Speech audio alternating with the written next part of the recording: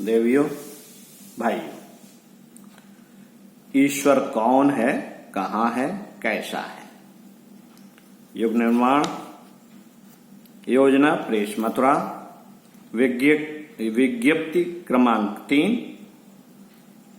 आइए आपको पढ़कर सुनाता हूं। ईश्वर कौन है, कहाँ है, कैसा है? ध्यान योग का मर्म। ईश्वर की जिस मूर्ति का भक्त लोग ध्यान करते हैं वह अवश्य ही ध्यान करने वाले की योग्यताओं से अधिक सुसंपन्न होती है।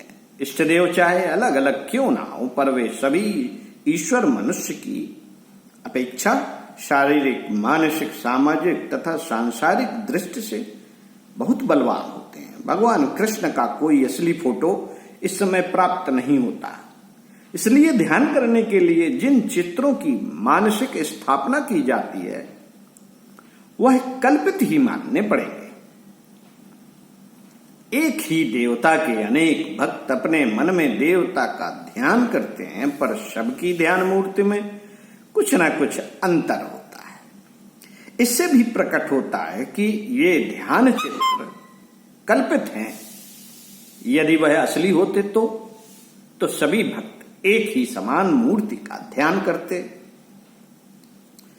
अनीश्वरवादी महानुभाव यह न समझे कि इन कल्पित चित्रों का ध्यान करने से कुछ फायदा नहीं है।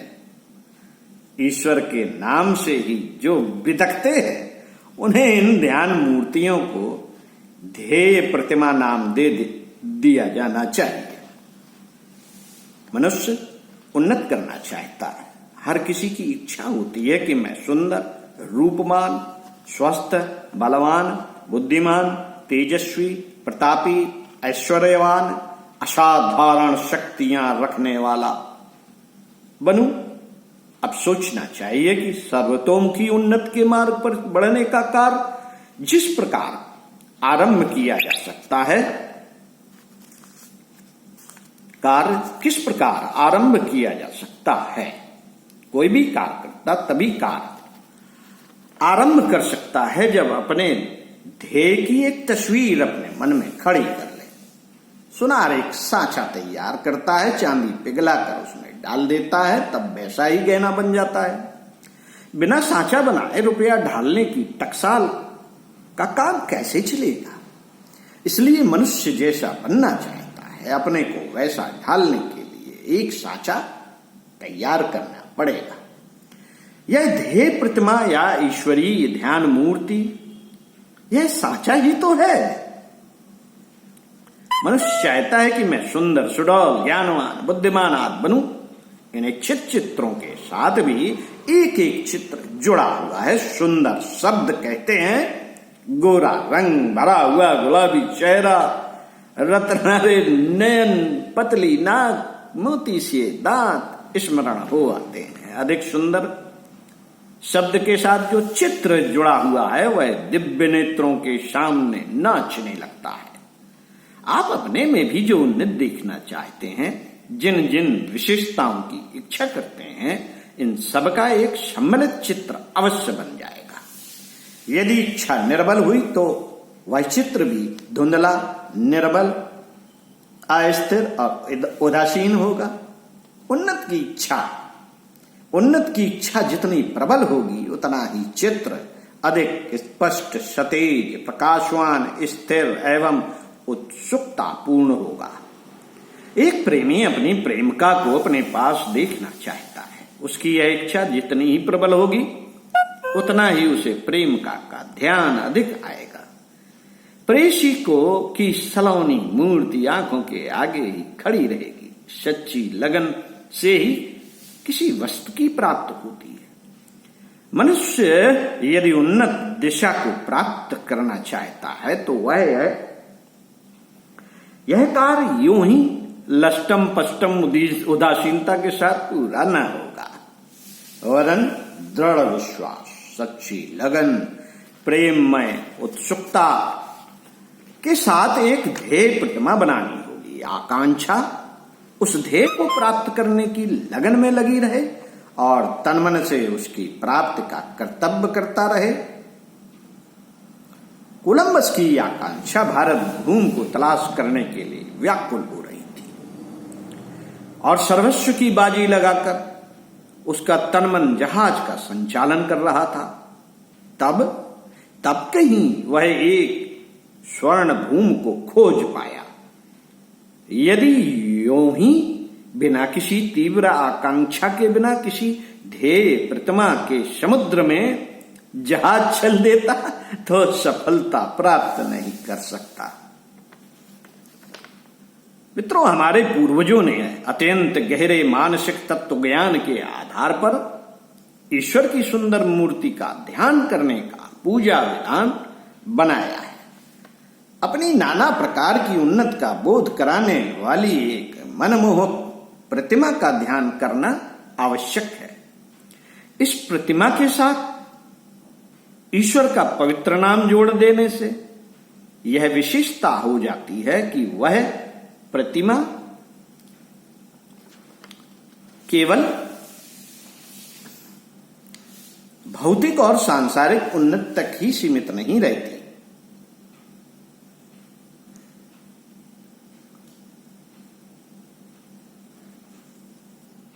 वरन आध्यात्मिकता के साथ सतोगुणी दिव्य वृत्तियों के साथ भी संबंधित हो जाती है।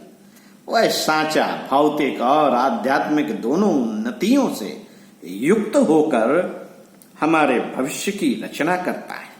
मनुष्य की मूलभूत प्रकृति उन्नत की ओर अग्रसर होने की है।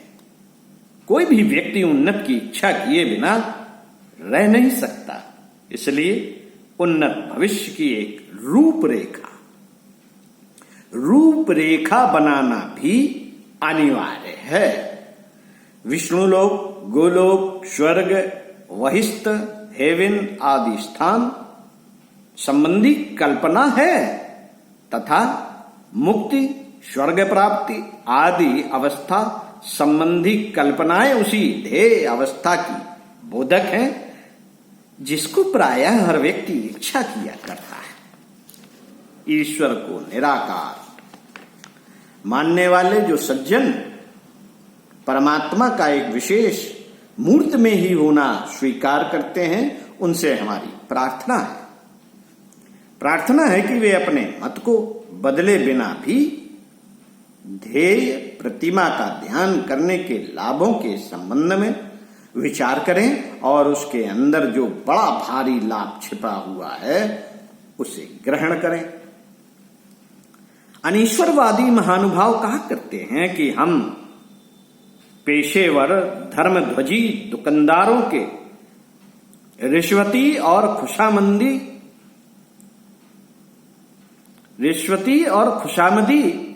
खुशामदी खुदा को नहीं मानते।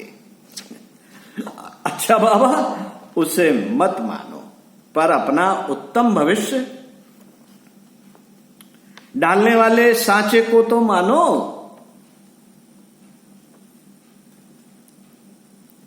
अच्छा ठहरो, कृष्ण को छोड़ो, हम तुम्हें ही कृष्ण बनाए देते हैं। शरीर ढीला करके, आंखें बंद करके, पलटी मार के एकांत स्थान में बैठ जाओ। अपनी सूरत को दर्पण में आपने देखी ही होगी। उसका ज्ञान नेत्रों में ध्यान करो। उसे उत्तम सांसारिक और आध्यात्मिक गुणों से सजा डालो। वर्तमान शरीर की सभी कमियों को हटाकर अपने लिए जैसा उत्तम शरीर चाहते हो, उन सब से अपनी तस्वीर की सजावट कर डालो। बस यही ईश्वर की तस्वीर हो गई।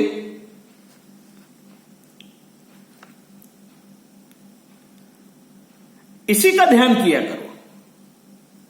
किसी देवी देवता के चित्र का क्यों करते हैं? इसी का ध्यान किया करो, क्योंकि इसी में तो जीवन है, इसी में प्राण है, इसी में ईश्वरीय तत्व है।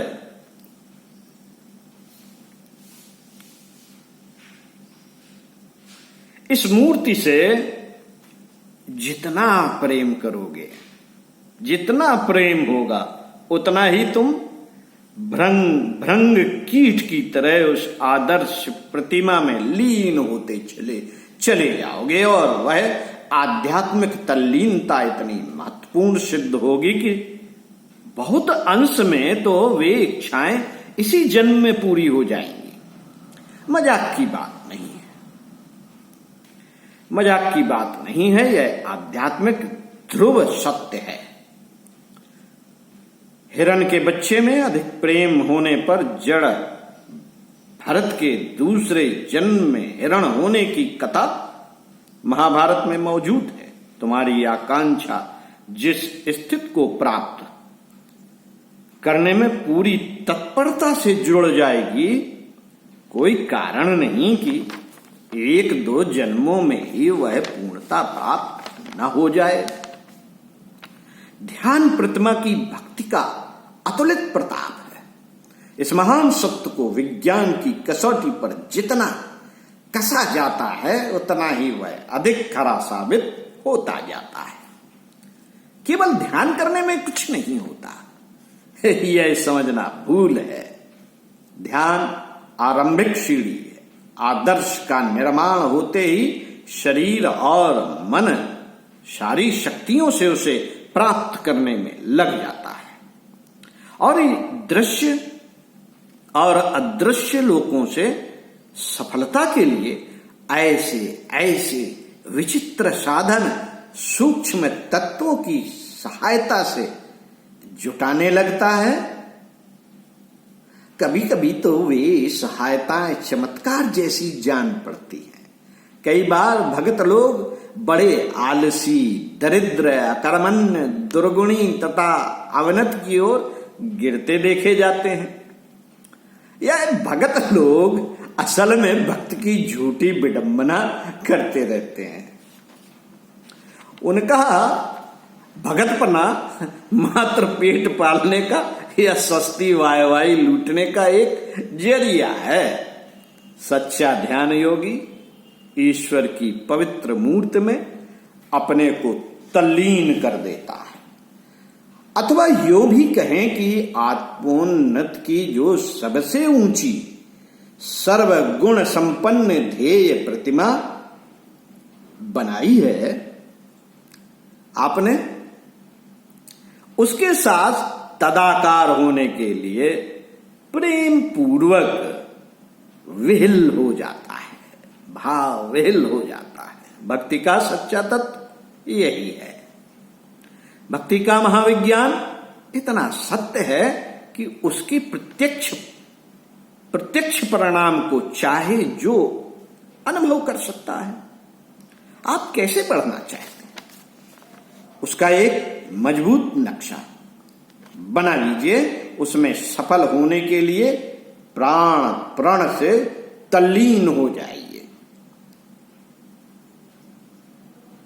जैसे भी आप बढ़ना चाहते हैं, जिस क्षेत्र में बढ़ना चाहते हैं, भौतिक जगत में बढ़ना चाहते हैं, विलासिता में बढ़ना चाहते हैं, अध्यात्म में बढ़ना चाहते हैं, भगवान से विलीन होना चाहते हैं, आप उसका एक मजबूत नक्शा बनाकर और उसमें सफल होने के लिए प्राण प्रण से तल्लीन हो जाइए। रात दिन वही चिंतन, वही विचार, वही योजनाएं आपके दिलो दिमाग में घूमनी चाहिए और शारीरिक क्रियाओं से जुट जाइए।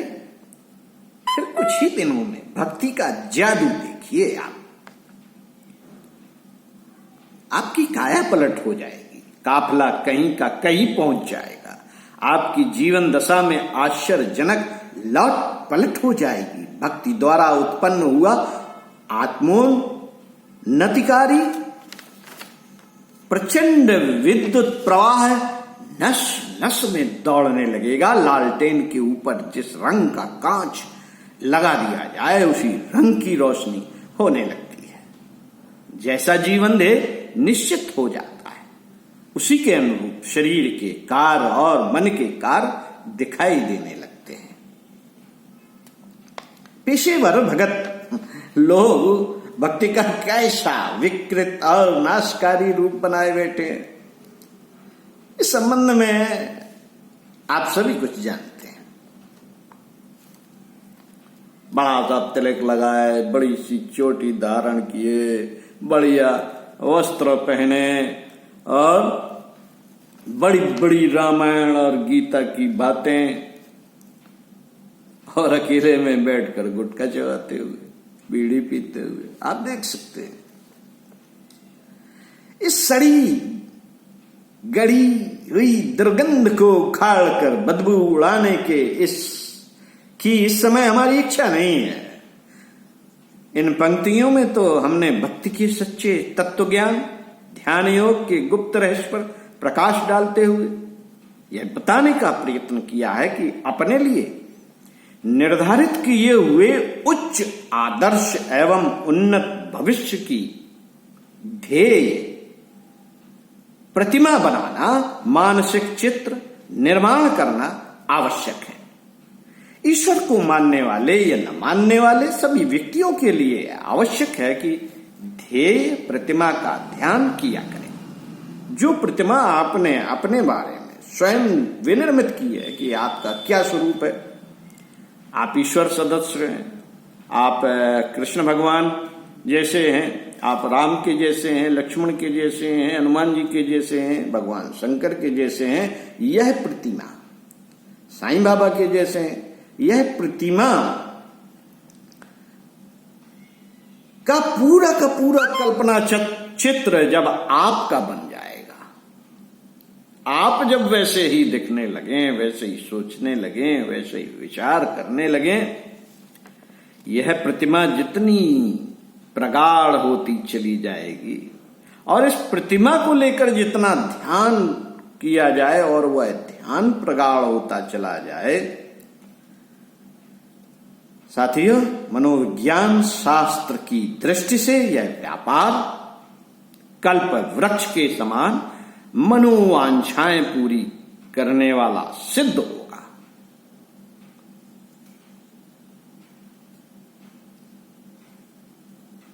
ईश्वर कौन है, कहां है, कैसा है, पुस्तक से संकलित।